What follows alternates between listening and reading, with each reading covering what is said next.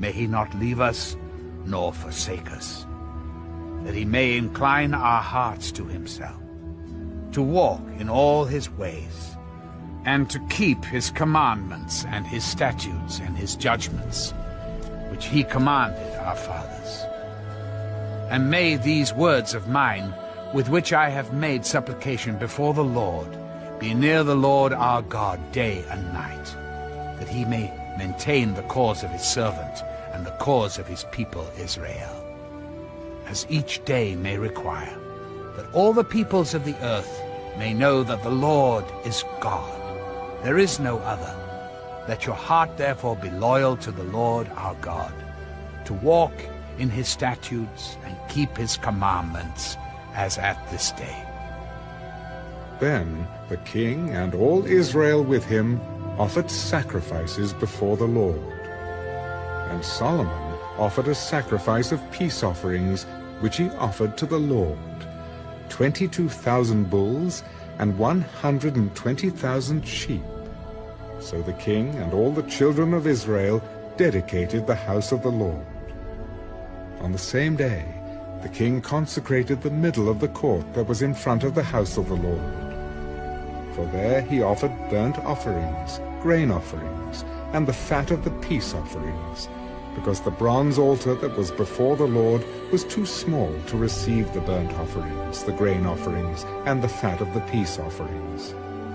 At that time Solomon held a feast, and all Israel with him, a great assembly from the entrance of Hamath to the brook of Egypt, before the Lord our God, 7 days and 7 more days, 14 days. On the 8th day he sent the people away, and they blessed the king, and went to their tents joyful and glad of heart, for all the good that the Lord had done for his servant David, and for Israel his people. 2 Chronicles, chapter 5. So all the work that Solomon had done for the house of the Lord was finished. And Solomon brought in the things which his father David had dedicated, the silver and the gold, and all the furnishings, and he put them in the treasuries of the house of God.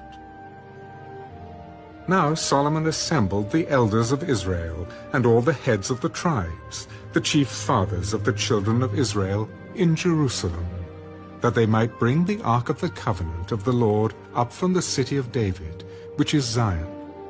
Therefore all the men of Israel assembled with the king at the feast, which was in the 7th month.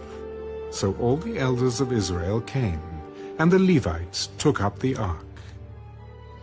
Then they brought up the ark, the tabernacle of meeting, and all the holy furnishings that were in the tabernacle. The priests and the Levites brought them up.